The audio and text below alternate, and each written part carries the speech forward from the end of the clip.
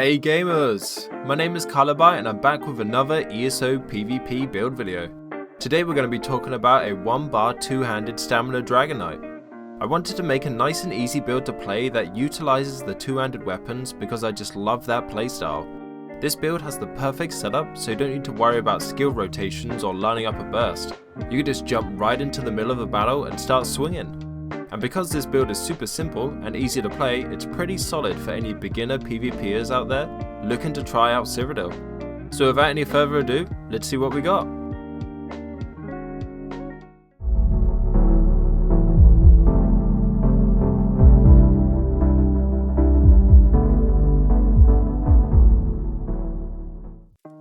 Okay, so here we go, the 2-handed Oakensoul build. Let's buff up, check the stats first. We got around 32k health, that's a sweet spot for PvP. We got 43 into health and 21 into stamina. 25k stamina, 15k magicka, you like a nice magicka pool. Some nice health recovery, although that's halved in PvP. 1500 stam recovery. More than enough on the Dragonknight with the battle roar passives and the pots and everything we've got going on. And magicka recovery is a little low, but we're not using that many magicka recovery skills. And again with battle roar, it's more than enough. 5k weapon damage, but some of it is hidden, so that goes up. Nice 27% crit, 5k pen. And around 22k resistances, which is a little on the low side, but we can compensate with that in other ways. Okay, so we're using the Warrior Munderstone for the extra weapon damage. You probably could change this to the Lady for some extra resistances if you need to be a bit more tankier. But I like the Warrior. And we're using Artem Takeaway Broth for the health recovery, stam, and stamina recovery. And then we're using tripods as well, and the odd to take pots for bringing Nightblades out of stealth. And then we are just a Nord for the extra distances as well, because we are weighing 5 medium, so it is on the low side. Nord helps out a lot with that. Okay, so here we go. Let's get into the sets. There's a couple of weird things going on. So I'll try and be as clear as possible. First of all, we have Oakensoul. Which if you don't know what it does, you cannot swap between your primary and backup weapon sets, but it gives you a ton of buffs. So minor berserk, minor courage, major brutality and sorcery, major prophecy and savagery, minor force, minor protection, major resolve, minor mending, minor fortitude, minor intellect, minor endurance, minor heroism, minor slayer, minor aegis, and empower. So some of those are PvE buffs, but you get a lot of use out of it for PvP as well. The reason I like this is because you can just stick on 1 bar, you don't have to worry about skill rotation, bar swapping and lag and stuff like that. And it buffs you up a lot. Okay, so we got that on the One Ring as it's a mythic. And we only have the 1 bar, so we're using a 2-handed Vadashran Greatsword, which gives us frenzied momentum. So while we have momentum active, we get extra weapon and spell damage for using stamina skills, and then we can heavy attack and do a violent explosion. So we have this in sharpened, and we're also using brutality draining poisons. This comes in handy because it applies minor maim to the target, reducing their damage done by 5%, and gives us minor brutality. Because we don't have an Earthen Heart skill, usually what you would do on Dragonknight is you would use an Earthen Heart skill and get minor brutality through Mountain's Blessing. That's the one, I was a bit confused there. Yeah, but as we're not using one because we don't have room on our bar, because we only have 1 bar, we're getting minor brutality through our poisons. Also, it gives us a bit of stamina recovery back, it drains stamina from your target, and reduces their resistances, so it does a lot.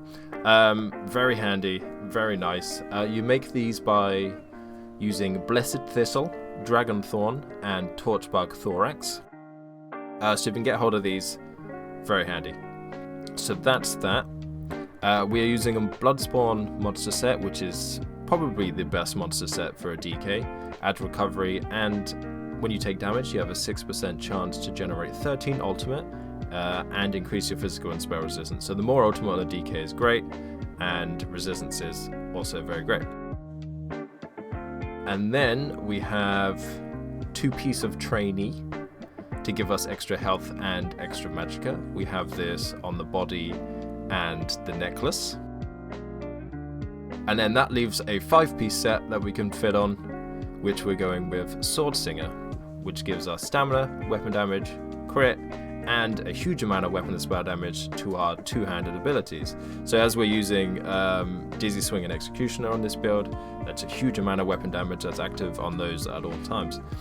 So we have this on the belt, the hands, the legs, the feet, and the ring. So we have a 5-piece on 4 body piece and the ring, 2-piece trainee. I wanted the trainee on the body, reinforced, heavy, and the necklace. It gives us room for a monster set and the Vadastron on the front bar. So yeah, in terms of weights of traits, we have the 1 heavy on the body, we have the light on the shoulder, and then we have 5 medium, which gives us a lot of weapon damage and movement speed. Very handy. Then we're having 3 swift on the jewelry. The extra movement speed on this build it's so great to have. It's so fun to play. It means you're taking less damage as well because you can run behind things, line of sight easier. You're harder to hit, therefore you don't need as high resistances. So 3 swift makes us hugely rapid. And then we've gone with 2 weapon damage glyphs and a stamina recovery glyph. Traits on the body, we've gone for 2 reinforced on the big pieces, the helmet and the chest. And then we've gone for 1 well fitted, and then 3 divines and 1 impen. You can play around with this a little bit. Impen isn't as important as it used to be. It's still nice to get around the 1,500 mark. But if you want more well fitted for reduced roll dodge, you can probably put one of them on. I like having a bit more divines to get more out of my Mundustone. Yeah, so this is probably the best setup I could come up with. I was originally running 5 Sword Singer on the body and moved around, but I needed a bit more survivability. So having 2-piece trainee gives us health and magicka. Magicka we need for the heals and for a bit of movement speed as well when we get into the skills. But yeah, because Sword Singer only comes in medium, I haven't golded everything out yet because I make too many build videos and I get very poor. So yeah, just to recap, 5-piece Sword Singer, 2-piece Trainee, 2-piece Bloodspawn, 2-piece Vadastron on the front bar, and then the Oaken Soul. 1 heavy, 5 medium, 1 light. And yeah, should we get into skills? Of course, only the 1 bar. Main spammable Dizzy Swing, oh, such a good skill, so satisfying to land this. You do an uppercut, you set them off balance, and then when you do a medium weave or a heavy attack, it knocks them down. Good thing about setting them off balance as well, if you do a heavy attack to an off balance opponent, you get double the resources back, which is very nice. And if they are immune to off balance, they get snared as well, so it slows them down. We're using Race Against Time.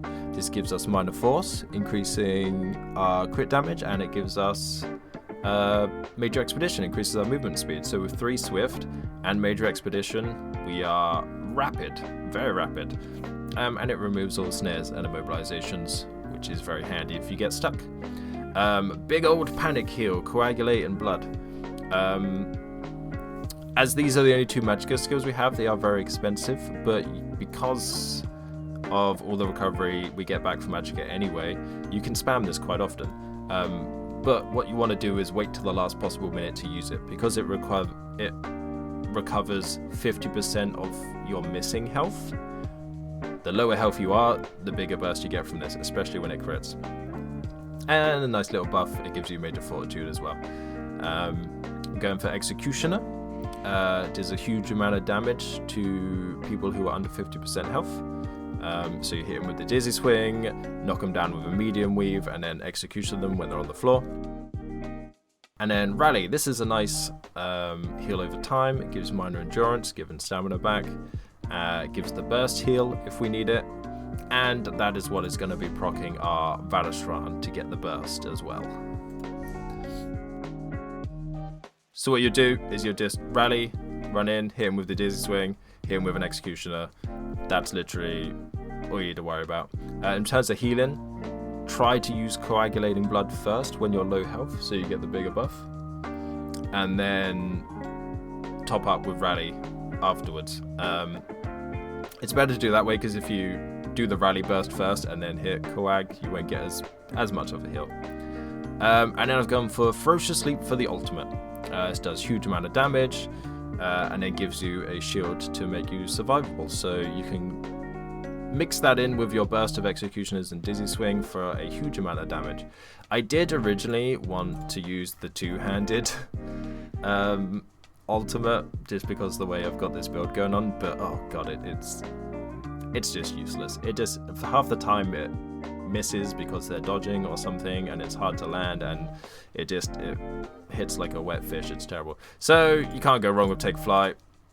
Oh, sorry, Ferocious Leap, best ultimate in the game, most satisfying. And yes, it's my absolute favorite. So yeah, this build's just super easy to play. You just stay on this one bar and you Dizzy Swing everything. It's just like, that's about as complicated as it gets. Dizzy Swing, Executioner, run round, look how fast we are as well. Take Flight in. Valistran blew up then as well, blows everything up, and yeah, it's just so much fun to play. Last thing we need to go over are champ points. I haven't had much of a play around with this, to be honest, but it seems to be working out as it is, so I don't think we're going to mess with it. We got the normal stuff in the green tree. Rationer, the one I always talk about, Break Fall, reducing your full damage. So if you fall off a keep wall or a cliff, you won't die immediately. We're going for, in the blue tree, Master at Arms, increasing your damage done with direct damage attacks, so that would be Dizzy Swing, Executioner. Ironclad, reduce the damage taken, so that makes us more survivable. Focus Mending, increasing our healing done, so that's our Coagulating Blood and our Rally. Deadly Aim, increases damage done with single target attacks, again, Dizzy Swing, Executioner, just gives them a nice buff. Red tree, we're going for Boundless Vitality for the extra health, get that 32k sweet spot, it's nice to have. Celerity for even more movement speed, an extra 10%. Pain's Refuge, reduce your damage taken for negative effects you have on you. Very good CP for PvP because you always have negative effects on you. And Juggernaut, well, under the effects of crowd control immunity, you take 1% less damage per stage, so 5% damage reduction when you're CC immune. It's good to have as well. So that's it, that's the build. The gear's a bit complicated, but once you get it down, it's so easy to play. You don't have to think about it, you just run in, Dizzy Swing. I love the Dizzy Swing into Executioner combo. With your Poisons proccing as well. It's absolutely savage, this build, and super easy and fun to play. There you go, thanks for watching. And that's it for the build. Thank you so much for watching. I hope you enjoyed playing this build. I'm really enjoying these one-bar Oakensole builds that just let you jump into the PvP without any complications, so look out for more of those on the channel. Remember to like and hit the subscribe button so you don't miss out on any future videos. And why not consider clicking the join button and becoming a channel member to support my content and get unique perks. Thank you everyone so much for watching, have a great day, and I'll see you in the next one.